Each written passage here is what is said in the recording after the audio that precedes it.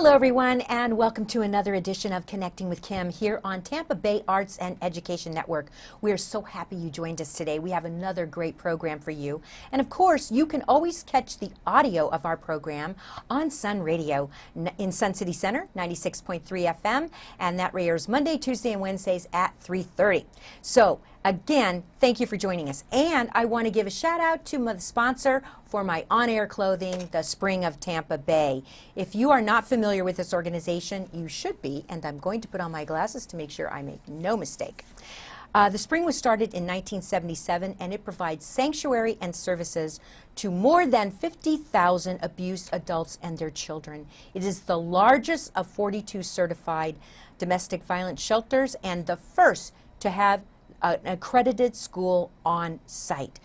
The Spring Boutique, where my clothing comes from, and that would include this top, the necklace, my earrings, and these beautiful bracelets, is located at Henderson and Swan. So if you have not been there, please go there. Please shop there, because all the net proceeds from the two stores, the thrift store and the boutique, go to support their services. So thanks. Okay, I'm so excited about the show today. Let me introduce my guest. Her name is Dr. Jennifer O'Brien, and she is Associate Professor of Psychology at USF. Welcome, Jennifer, to Connecting with Kim. Thank you so much, Kim. I'm happy to be here. Thanks for having me. We're pleased that you're here. So Jennifer and I are going to talk about a very important subject today, which is Alzheimer's. Alzheimer's research and Alzheimer's studies that are currently going on at USF. But before we do that, anybody who watches the show knows I always want my guests to take a few minutes at the top of the show to share their journey through life thus far and what brought us here today to discuss the subject that we are passionate about and interested in and think you should know about in order to live your best life in our corner of paradise. So Jennifer, take it away. Thank you. So I'm one of the rare Florida natives that you'll encounter in Florida, right? So I'm from Inglewood, Florida, which is about an hour and a half south of here. And I have been studying for most of my life now in topics that have led to my current focus on Alzheimer's disease. So I went to undergraduate school at University of South Florida, so I've been a bull for a very long time. Yes. And then I went overseas to do my PhD education in Wales in the United Kingdom. Oh, wow. Yes, I lived in the UK for almost 5 years and absolutely love it there. And that's where I really gained a passion for how our brain works and how our brain changes with age. I came back to Florida after I finished my degree. My husband also worked at USF. He just retired. And so we based here in Tampa. I continued my education in aging studies with Dr. Jerry Edwards at USF. And that's where I really started my research on dementia and dementia prevention. And we've been working for the past decade plus, and she's been working even longer than that, on ways that we can try to prevent dementia. Okay, so I think it's fair to mention at the top of this interview that in September of last year, I interviewed Dr. Jerry Edwards from USF Health about a study. It's called the PACT study, and it's preventing Alzheimer's with cognitive training. And I said to Jennifer before we went on the air, you know, for those folks who may not have caught that radio show with Dr. Edwards, we probably should start at the beginning explaining what is the PACT study, what have they done so far, and then we'll branch out into the latest and greatest of what's happening in the PACT study. How's that sound? That sounds perfect. And Good. in fact, I'll take us back a little bit Great. to what led up to the study, because the study is actually a culmination of many years of research. So the training that we look at a particular type of cognitive training, and there's a lot of evidence of its benefits on all aspects of our life. Certainly in older ages, there's evidence that it helps us drive better and drive longer, have fewer crashes. It contributes to higher self-related quality of life. It has physical benefits, better balance and movement, and all sorts of positive, real, everyday aspect of life benefits. Not you can press some buttons on a computer faster once you do the training, but it actually translates to quality of life. So and quality of life is nothing to be sniffed at. No, right? Exactly. This is what we're looking for. Exactly. This is exactly what we want to see transfer to actual aspects. Well, because I've always said, you could be any age, you can have any income level, you can have every education level. But if you don't have your health, you've got nothing. That's it. I mean, it doesn't matter anymore. No, right? and as we start to live longer, we want to live longer better. And that's the goal. Exactly. So in a study that came from one of the biggest clinical trials looking at this type of training, they followed older adults, about 3,000 older adults from across the U.S. who are cognitively healthy. They followed them for 10 years. They did the training at the beginning, and then they just followed them across time with different quality of life measures and other aspects. And at 10 years, they asked participants if they had a dementia diagnosis. And those who had done training, this particular type of training, were almost 30% less likely to say that they had a dementia diagnosis. And if they had done additional training, some of the participants did kind of above and beyond, they were almost half as likely. Oh my gosh, that's pretty significant. Exactly, and it was impressive enough, you know, of a study that it motivated us to do the PACT study. And we received funding from the NIH. We did a pilot study first, starting in 2019, and that showed promise in recruiting participants. You know, that was one of the biggest things about this study, is that to be able to show evidence, you have to have a lot of people. Right, and you need people that have no diagnosis yet of any kind of cognitive impairment, right? Cognitively healthy they have to be brain healthy to start. Yeah, okay. And those people tend to be very active. Yes. And very busy. Yes. And maybe and they say, I don't want to I don't want to do it. Yeah. Right, or they're not here all the time, those sorts of things. So we first provided evidence that in fact older adults in Tampa Bay are very motivated to stay cognitively healthy. They're motivated to participate in research, and they're willing to participate in this type of study. Now, before the PACT study started, you mentioned the training. So what kind of training were you referring to before the PACT study? Right. So that type of training is called speed of processing training, okay. that I mentioned in those studies. And it really targets kind of cognitive abilities that we know decline with age, just with healthy cognitive aging. You know, the neurons in our brain only have a they only lifespan. Fire so fast, exactly, right? and that declines with age. Right. So, but give me a specific example of the training. That's what kind of was I getting at. Okay. I have to be purposely vague, which is very frustrating. Oh, okay. But because of the designs of these types of studies, you know, the gold standard is a clinical trial. Right. And that's what the PACT study is. Right. And in a clinical trial, to make sure that participants aren't influenced, and the investigators as well, we keep everybody blind, what we say, you know. So gotcha. In this study, we're investigating different types of training, the effectiveness of them, and comparing them to each other. And so we have to keep participants kind of blind to what those are. And then, you know, as investigators, I don't know who has done what. So in case you don't know from watching Connecting with Kim, I make it a policy never to ask questions. We don't do gotcha questions or questions that will put you on the spot or anything. So if I put you on the spot, let me apologize right now, because that was not my intention. That's fine. It's a very common answer, and it's, of course, you know, everybody wants to know, what is that going to look like? What am I going to do? I can say that it's all computer based. Okay. So participants can work on the training on a tablet, on their computer. They just need to have internet access, and we call it exercise. You know, the brain game sounds fun, but it's also cognitive exercise. We treat the brain, you know, like a muscle. Right.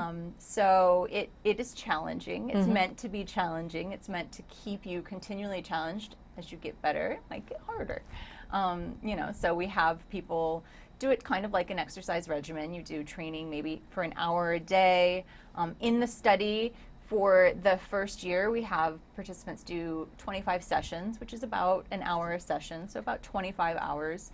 But they don't do that all at once. It's, you know, you wouldn't go to the gym for 5 hours one day and then 5 hours the next day, sort of thing. Well, I do know some people that might do that. Some people do. But not these people here. People. Exactly. We go slowly with our muscles. So, you know, it's a couple of hours a week. Right. Okay. And so they're on the computer, and hopefully, if they have internet access, so they're on their computer, their tablet, or whatever, they're at home. So now they're in an environment Exactly. So that is comfortable, and they know in it. your own time, on your own schedule, when it works best, if you're in your lifestyle. Okay. Okay, so how many people are in this study? Well, currently we have several thousand enrolled. I don't know what our latest number is. Okay. But the sample that we need for the PACT study is 7,600 older adults. And I remember when Dr. Jerry Edwards and I talked in the fall of last year, this was one of the reasons why they asked to be on Connecting with Kim, is that they wanted to stimulate the interest and recruit more participants into the study. Because, any scientific analysis, you have to have a certain critical mass, and you have to have a control group. You have to have all these things so that you can prove your hypothesis. Exactly.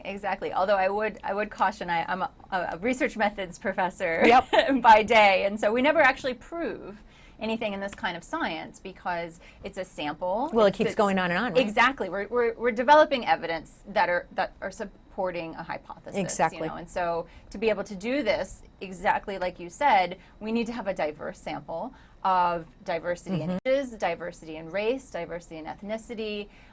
Those last two are especially important for this topic because dementia, Alzheimer's disease in particular, there are health disparities that go along with disease. African American and Black older adults are 2 to 4 times more likely to have Alzheimer's disease and other dementias than their white counterparts. That's shocking. And Hispanic Americans are 1.5 times more likely. Well, but I was reading an article. I was reading last night, as a matter of fact, before we got together, about. It was an article about.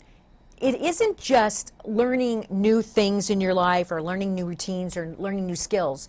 There's also many things you can do, as in your diet, your exercise, to improve your brain health.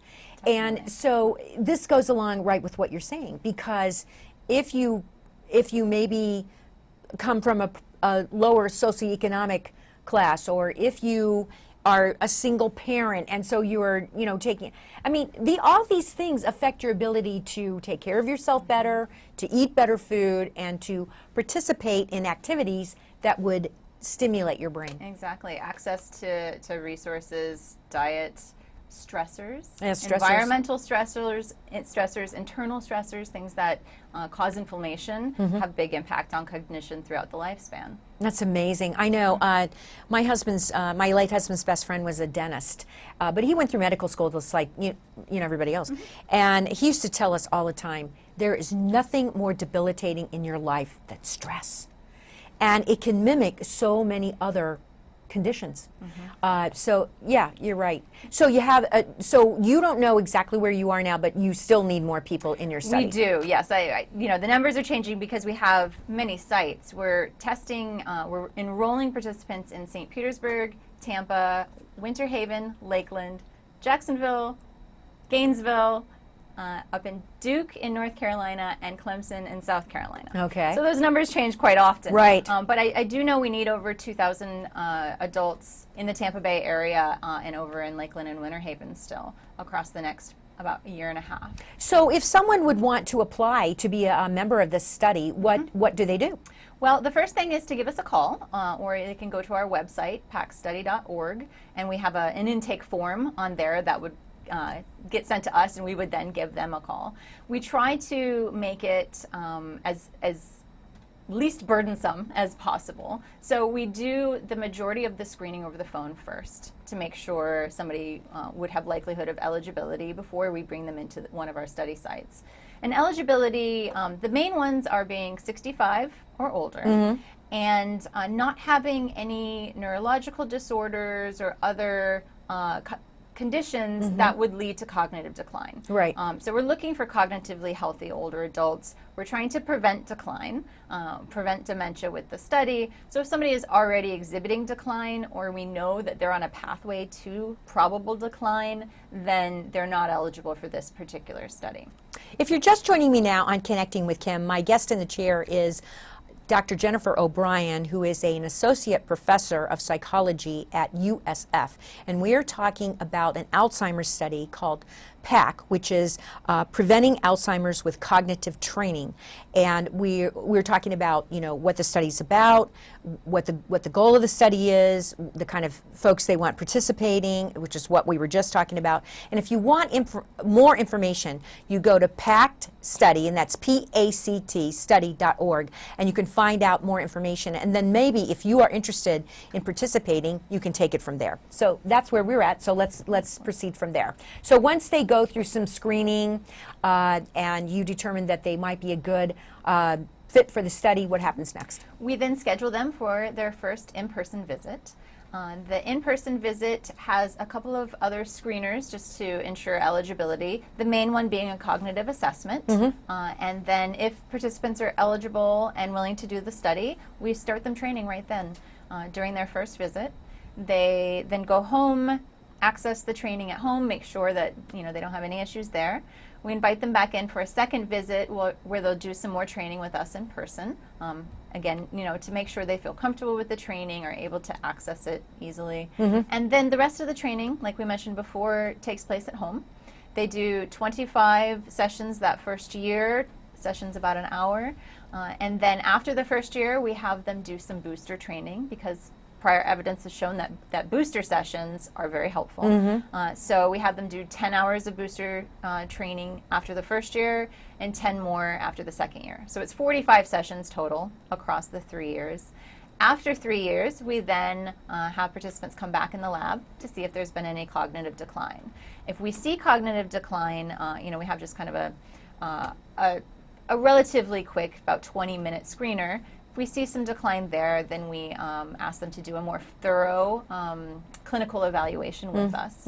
And we also just recently received funding to do an additional component of the study that we haven't been doing yet, which is taking blood samples for participants who are interested to see if we can detect blood-based biomarkers, which is a fancy word for saying, a test to indicate that they have dementia or they're predisposed to it. For dementia. I know, and that's what we wanted to talk about because you got a very sizable grant. $3.2 million was awarded to the development of these blood tests to try to see if there's a predictor for Alzheimer's. I mean, personally, at my age and stage in life, and this may be the same for you too. I mean, you're a lot younger than me, but I have so many friends and family.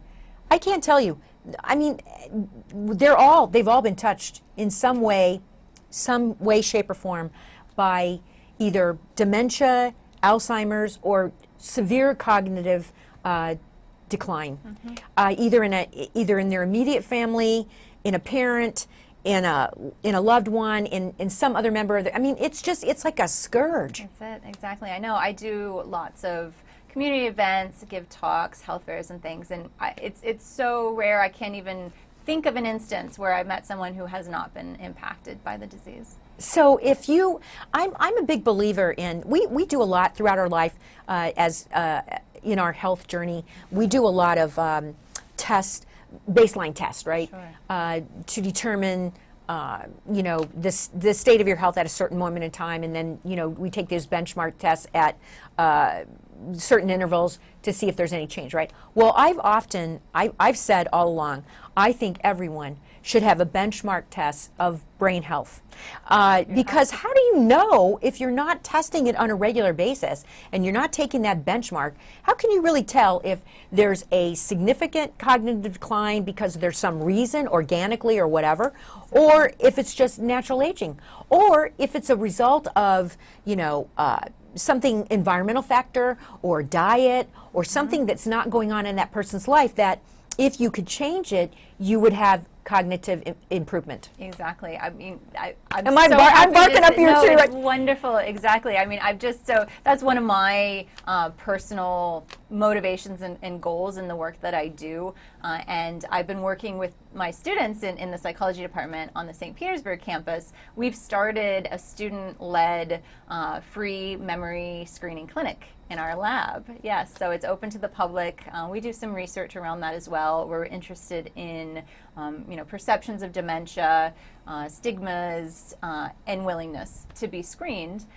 But yeah, we try to make that accessible because it used to be more accessible, but it's not as common now. The Alzheimer's Association, for instance, used to do cognitive screening. They don't anymore. I think the Bird Center. Yeah, the Bird Center does Johnny Bird does Center screening still. Yeah. Thankfully, that in recent years has been added to Medicare annual exams.